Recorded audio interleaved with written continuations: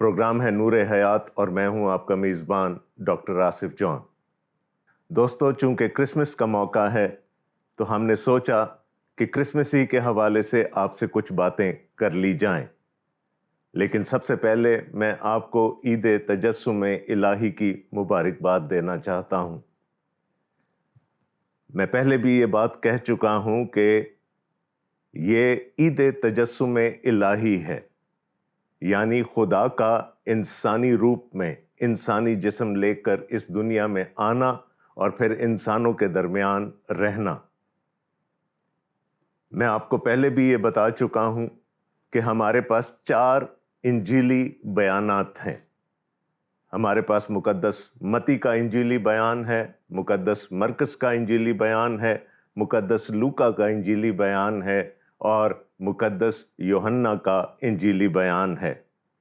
کہنے کو تو یہ 4 انجیلی بیانات ہیں، لیکن انجیل صرف ایک ہی ہے۔ مقدس مرکز اپنے انجیلی بیان کو یوں شروع کرتے ہیں: یسوع مسیح ابن خدا کی خوشخبری کا شروع۔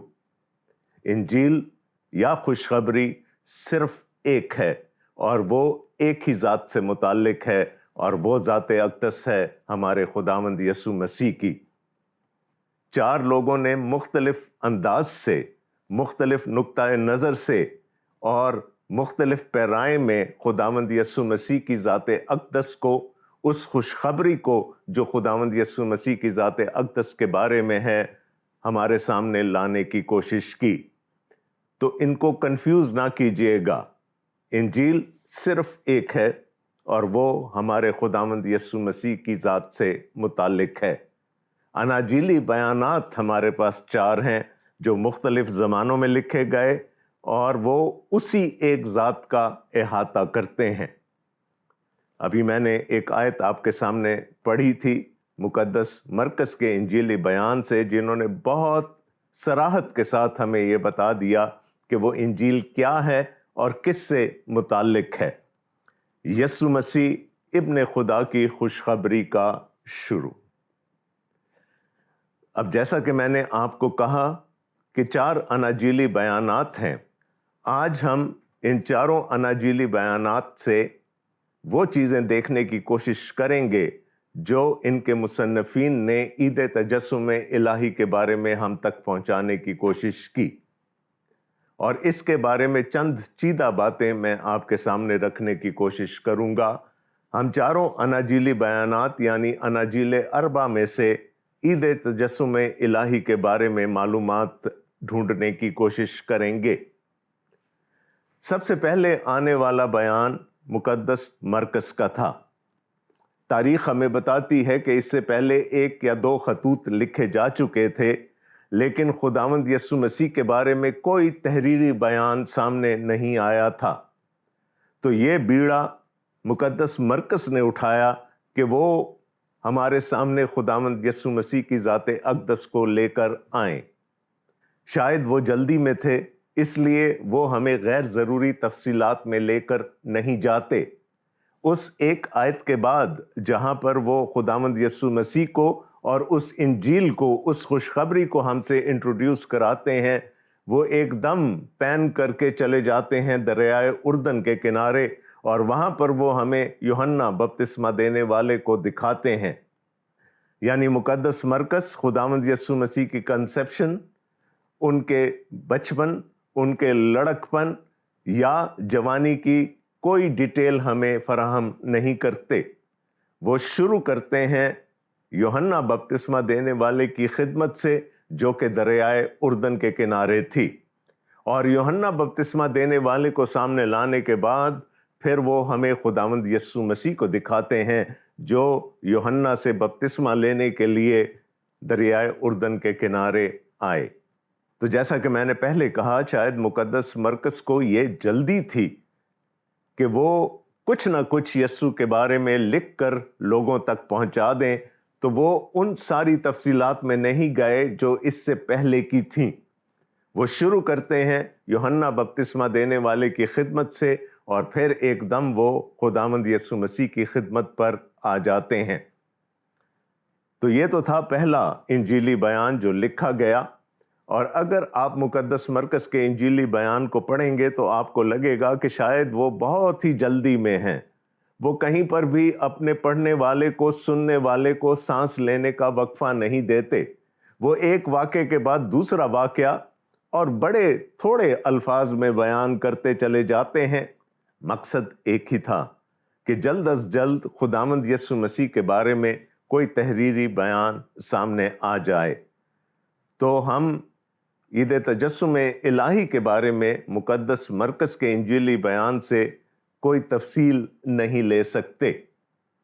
لیکن ایک بات میں آپ کے سامنے رکھنا چاہوں گا کہ جیسے جیسے ہم آگے بڑھتے ہیں تاریخ میں اور ہم دوسرے اناجیلی بیانات کو دیکھتے ہیں، تو ہم دیکھتے ہیں کہ وہ ہمیں کچھ اور تفصیل خداوند یسوع مسیح کے بارے میں، اور خاص کر ان کی پیدائش کے بارے میں، عید تجسم الہی کے بارے میں دیتے چلے جاتے ہیں۔ دوسرے نمبر پر سامنے آنے والا انجیلی بیان مقدس متی کا تھا۔ مقدس متی خداوند یسوع مسیح کے نسب نامے سے شروع کرتے ہوئے ہمیں یوسف تک لے جاتے ہیں، جن کو خواب میں ایک فرشتہ دکھائی دیتا ہے اور ان کو بتاتا ہے خداوند یسوع مسیح کی پیدائش کے بارے میں۔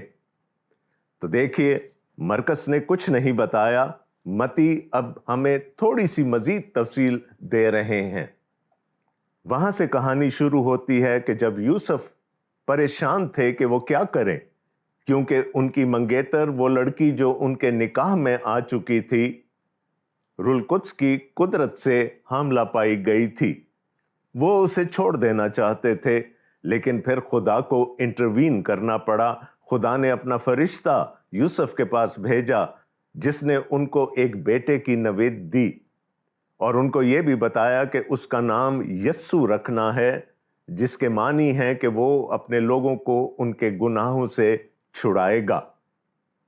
یہاں تک ہمیں بتا کر مقدس متی کچھ سال آگے چلے جاتے ہیں، یعنی پہلے اور دوسرے ابواب کے درمیان 1-2 سال کا وقفہ ہے، جب ہم اس چھوٹے یسوع کو اپنے ماں باپ کے پاس دیکھتے ہیں، اور ہم یہ دیکھتے ہیں کہ پورب سے چند مجوسی خداوند یسوع مسیح کو ڈھونڈتے ہوئے یروشلم تک آئے، اور پھر ان کو اس جگہ بھیج دیا گیا جہاں پر خداوند یسوع مسیح کی پیدائش متوقع تھی، یا جہاں پر یسوع مسیح کو ہونا تھا۔ وہ مجوسی اپنے ساتھ چند بڑے قیمتی تحائف لے کر آئے تھے۔ انہوں نے خداوند یسوع مسیح کو، جو ابھی بہت چھوٹے ہیں، سجدہ کیا، اور وہ تحائف ان کو نظر کیے۔ لیکن اس کے بعد ہیرودیس پریشان ہو جاتا ہے، اور وہ خداوند یسوع مسیح کو مروا ڈالنا چاہتا ہے۔ اور یہاں پر دیکھتے ہیں کہ فرشتہ ایک دفعہ پھر ہدایت کرتا ہے یوسف کی کہ وہ اپنی فیملی کو لے کر مصر میں چلے جائیں۔ اب یہ مصر میں جانے اور مصر سے واپس آنے کی تفصیل ہمیں کسی اور انجیلی بیان میں نہیں ملتی۔ مقدس متی نے کیوں اس تفصیل کو ہمارے سامنے رکھا؟ تو یہاں پر ہمیں وہ مقصد دیکھنا پڑے گا جس کے تحت مقدس متی نے اپنا انجیلی بیان تحریر فرمایا۔ مقدس متی خود بھی یہودی تھے، اور انہوں نے اپنا انجیلی بیان بھی یہودیوں کے لیے لکھا، اور وہ خداوند یسوع مسیح کو موسیٰ ثانی کے طور پر پیش کرتے ہیں، بلکہ وہ جو کہ موسیٰ سے بھی بڑا ہے۔ یہودیوں کے لیے موسیٰ ایک نہایت اہم شخصیت تھے۔ وہ موسیٰ جو ان کے آباء و اجداد کو مصر کی غلامی سے چھڑا کر بیابان میں لے کر آیا تھا۔ اب آپ کو وہ مصر والا کنیکشن نظر آ گیا ہوگا۔ نہ صرف متی یسوع مسیح کو موسیٰ ثانی کے طور پر، بلکہ دوسرے اسرائیل کے طور پر بھی پیش کرتے ہیں۔ تو جو واقعات ان کی تحریر سے مماثلت رکھتے تھے، انہوں نے وہ ہمارے سامنے بیان کر دیے۔ کہ جیسے بنی اسرائیل مصر کی غلامی میں چلے گئے تھے، اسی طرح وہ دکھاتے ہیں کہ یسوع اپنے بچپن ہی میں اپنے ماں باپ کے ساتھ مصر کو چلے گئے اور پھر وہ مصر سے واپس آئے۔ تو یہاں پر ایک اور تفصیل ہمارے سامنے آ گئی۔ دیکھیے، ہم تاریخ میں سفر کرتے چلے جا رہے ہیں۔ سب سے پہلے مقدس مرکس کا انجیلی بیان ہمارے سامنے آیا۔ مقدس مرکس نے نیٹیوٹی کے بارے میں ہمیں کچھ نہیں بتایا، یسوع مسیح کی پیدائش کے بارے میں ہمیں کچھ نہیں بتایا۔ انہوں نے کہانی شروع کی یوحنا بپتسمہ دینے والے اور پھر یسوع مسیح کی خدمت سے۔ متی کا انجیلی بیان اسے کچھ عرصہ کے بعد سامنے آیا، اور متی نے ہمیں چند اور تفصیلات خداوند یسوع مسیح کی پیدائش کے بارے میں یعنی کرسمس کے حوالے سے دے دیں۔ اس کے بعد جو انجیلی بیان منظر عام پر آیا وہ مقدس لوکا کا تھا۔ مقدس لوکا کے بارے میں ہم جانتے ہیں کہ وہ نہ تو یسوع مسیح کے شاگرد تھے اور نہ رسول تھے، بلکہ وہ یونانی تھے۔ ان کو ان کے مالک نے ایک کام دیا، ایک ٹاسک دیا کہ تحقیق کر کے اس ذات کے بارے میں حقائق سامنے لے کر آئیں جس کے بارے میں ان دنوں میں بہت چرچا ہونے لگا تھا، اور یقیناً وہ ذات ہمارے خداوند یسوع مسیح ہی کی تھی۔ تو لوکا اپنے انجیلی بیان کے شروع ہی میں ہمیں بتاتے ہیں کہ چونکہ بہتوں نے اس پر کمر باندھی ہے کہ جو باتیں ہمارے درمیان واقع ہوئیں ان کو ترتیب وار بیان کریں، جیسا کہ انہوں نے جو شروع سے خود دیکھنے والے اور کلام کے خادم تھے ان کو ہم تک پہنچایا۔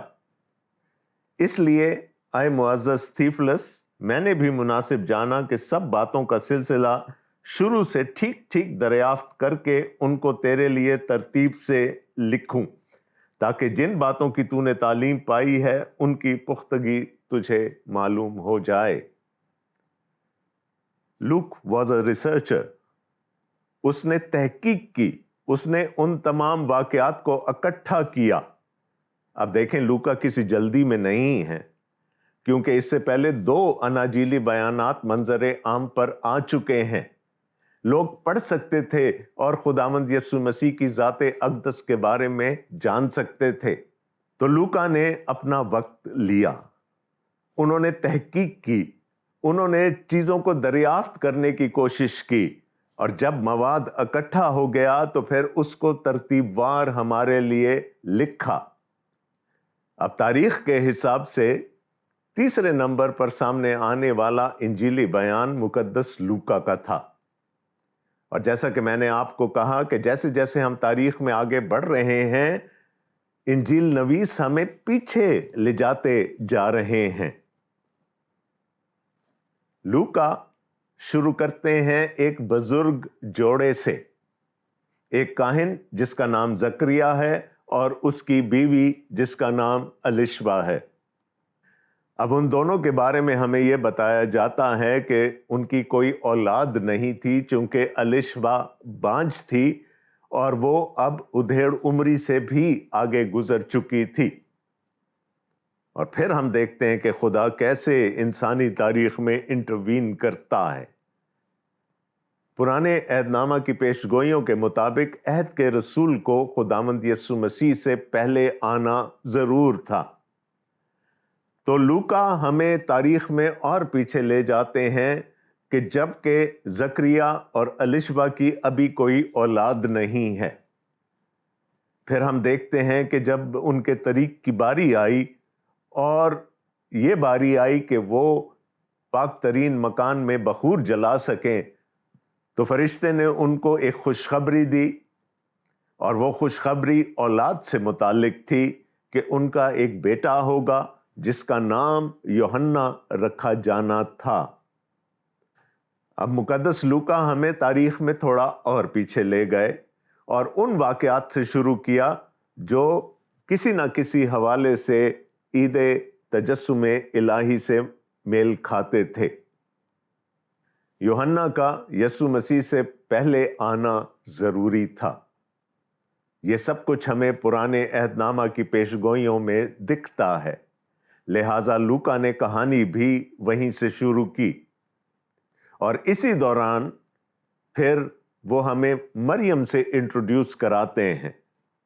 ابھی الشبا حمل سے تھیں اور ان کے حمل کا 6واں مہینہ تھا کہ ہم دیکھتے ہیں کہ خدا کا فرشتہ ناصرت کے شہر میں ایک کنواری کے پاس بھیجا گیا جس کا نام مریم تھا۔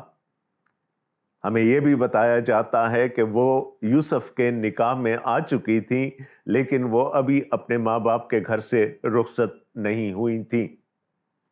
اور پھر فرشتہ ان کو وہی خوشخبری سناتا ہے جو کہ مقدس متی کے انجیلی بیان میں یوسف کو سنائی گئی تھی، ایک بیٹے کی خوشخبری جس کا نام یسوع رکھا جانا تھا۔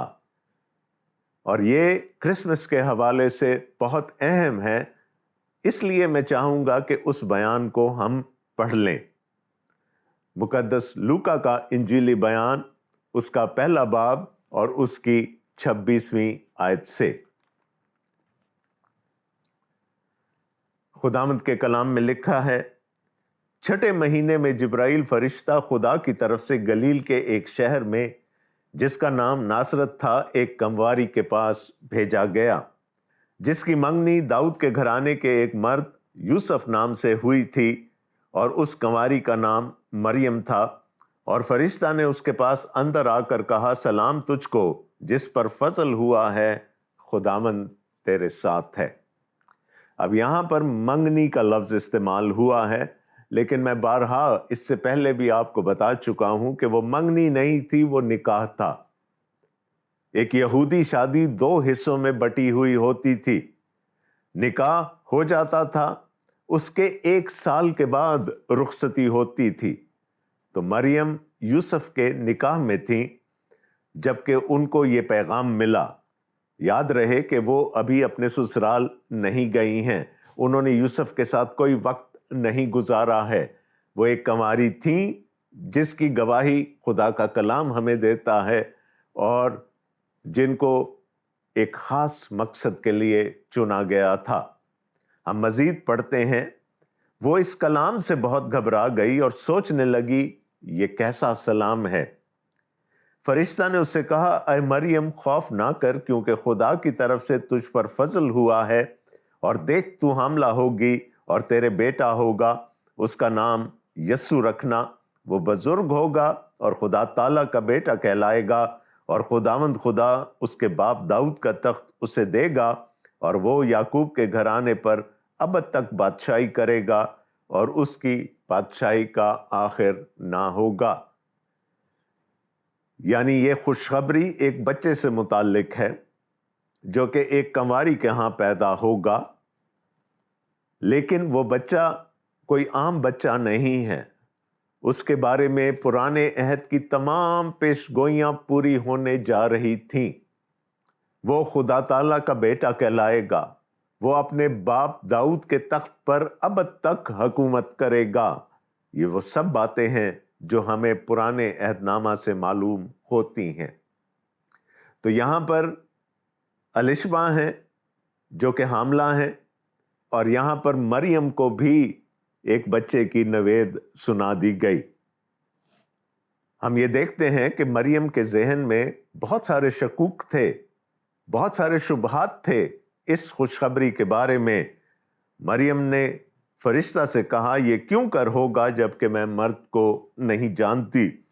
اور فرشتہ نے جواب میں اس سے کہا کہ روح القدس تجھ پر نازل ہوگا، اور خدا تعالیٰ کی قدرت تجھ پر سایہ ڈالے گی، اور اس سبب سے وہ مولود مقدس خدا کا بیٹا کہلائے گا۔ اور دیکھ تیری رشتہ دار الشبا کے بھی بڑھاپے میں بیٹا ہونے والا ہے، اور اب اس کو جو بانجھ کہلاتی تھی 6واں مہینہ ہے، کیونکہ جو قول خدا کی طرف سے ہے وہ ہرگز بے تاثیر نہ ہوگا۔ اس کے بعد ہم دیکھتے ہیں کہ مریم بھاگی ہوئی الشبا کے گھر گئیں تاکہ جو نشانی ان کو دی گئی تھی وہ پوری ہوئی ہے کہ نہیں۔ اور وہاں جب وہ اس گھر میں داخل ہوئیں تو لکھا ہے کہ وہ بچہ جو ابھی ماں کے پیٹ میں تھا وہ اچھل پڑا، اور الشبا نے خدا کی حمد کرنی شروع کر دی۔ تو یہ سارے واقعات وہ ہیں جو کوئی اور انجیل نویس ہمارے سامنے نہیں لاتا۔ मुकद्दस लूका तहकीक करके उनको तरतीबवार हमारे लिए बयान करते हैं, और जब हम यहाँ से आगे चलते हैं तो फिर वो तारीखी पस मंज़र में खुदावंद यस्सु मसीह की पैदाइश का जिक्र करते हैं कि ये कब और कहाँ हुई, किस दौर में हुए, और उसके बाद किस तरह से आसमान और ज़मीन पर उनकी खुशी मनाई गई। हम चरवाहों को देखते हैं जिनको फरिश्तों ने आकर एक मुजदा सुनाया कि आज दाऊद के शहर में तुम्हारे लिए एक मुन्नजी पैदा हुआ है। और फिर हम देखते हैं कि किस तरह वो पूरी आसमानी फौज, फरिश्तों की फौज उनके साथ शामिल हो गई और खुदा की हम्द करने लगी।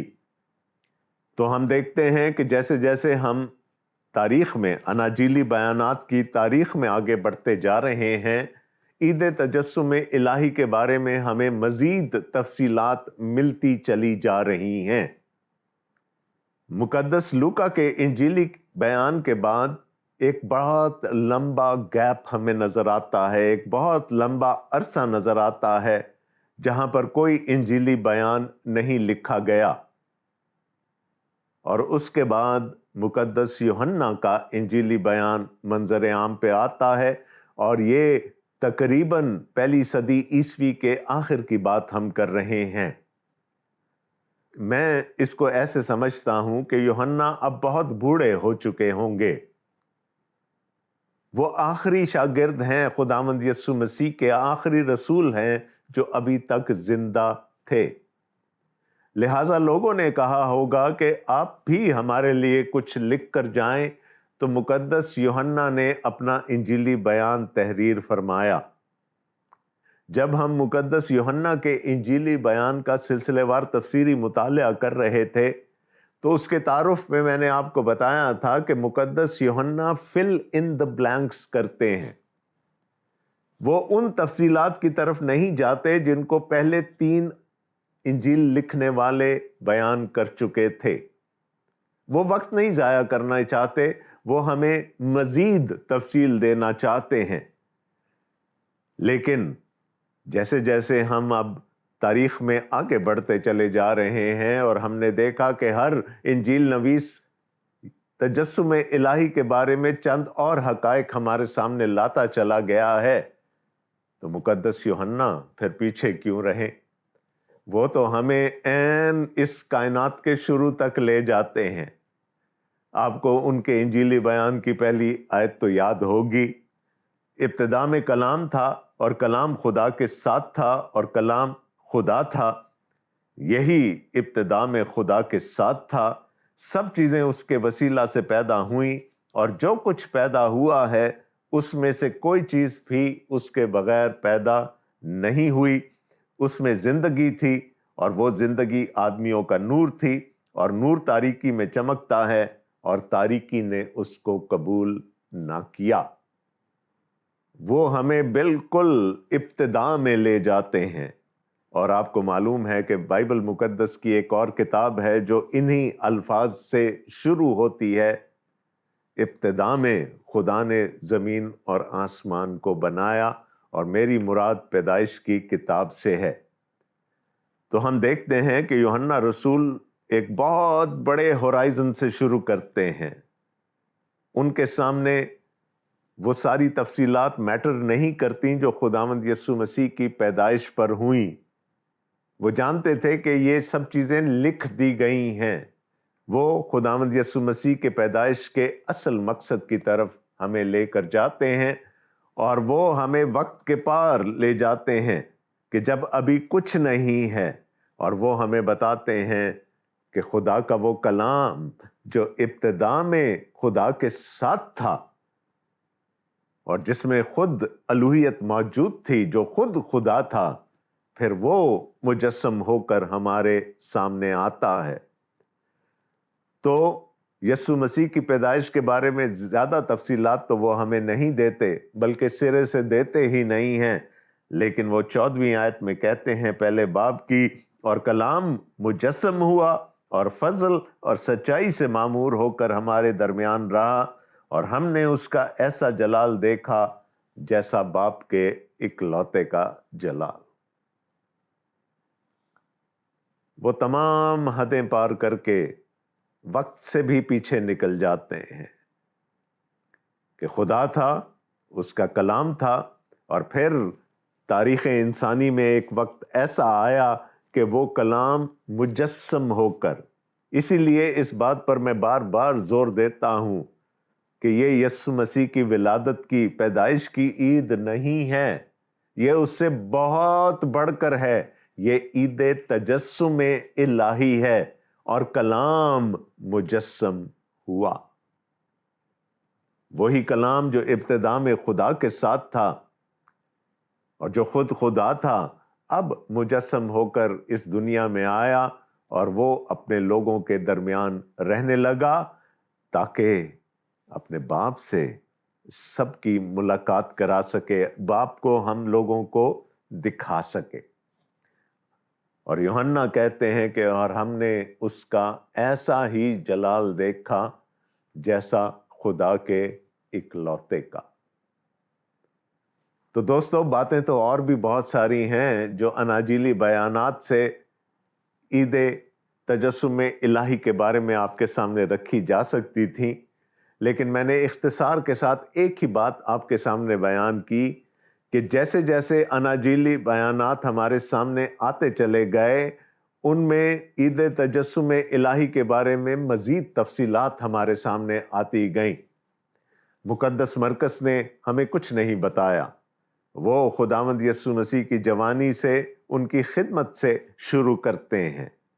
متی ہمیں تھوڑا سا پیچھے لے جاتے ہیں، اور خداوند یسوع مسیح کی پیدائش سے پہلے فرشتہ جب یوسف کو خوشخبری سناتا ہے، وہ وہاں سے ہمیں عید تجسم الہی کے بارے میں بتانا شروع کرتے ہیں۔ لوکا تحقیق کرتے کرتے اور پیچھے چلے جاتے ہیں، اور وہ زکریا اور الشبا کی کہانی سے اپنے انجیلی بیان کو شروع کرتے ہیں، کیونکہ اس کے بغیر، یوحنا بپتسمہ دینے والے کے اس دنیا میں آئے بغیر، عید تجسم الہی کی کہانی پوری نہیں ہو سکتی تھی۔ اور پھر یوحنا تو تمام حدوں کو پار کر کے ہمیں وقت کے شروع میں لے جاتے ہیں، جب ابھی کچھ نہ تھا، خدا تھا، اس کا کلمہ تھا، اور پھر وہ ہمیں بتاتے ہیں وہی کلمہ مجسم ہو کر اس دنیا میں آیا اور ہمارے درمیان رہا، فضل اور سچائی سے بھرا ہوا تھا۔ وہ کہتے ہیں ہم نے اس کا ایسا ہی جلال دیکھا جیسے باپ کے اکلوتے کا جلال۔ دوستو، آج کے پروگرام کا وقت ختم ہوا چاہتا ہے۔ میری یہ دعا ہے کہ خدا اس عید تجسم الہی کو ہمارے لیے مزید پرمانی بنائے، ہم اس کو بہتر طور پر سمجھ سکیں اور دوسروں تک اس خوشخبری کو پہنچا سکیں۔ ہم نے دیکھا کہ کس طرح انجیل لکھنے والوں نے وہ خوشخبری ہم تک پہنچائی، اور اب ہمارا فرض ہے کہ اس خوشخبری کو آگے لے کر چلیں۔ آپ اپنے گھروں میں یقیناً کرسمس کی خوشیاں منا رہے ہوں گے، اور کرسمس ایک چیز کے بغیر ادھورا رہتا ہے، اور وہ ہے کیک۔ تو آپ نے تو شاید گھر میں بہت سارے کیک کاٹ لیے ہوں گے۔ میں اپنے سیٹ پر ایک کیک کاٹوں گا، اور میں یہ چاہوں گا کہ آپ بھی اس میں میرے ساتھ شریک ہوں۔ آپ سب کو عید تجسم الہی 2025 بہت بہت مبارک ہو۔ خدا حافظ۔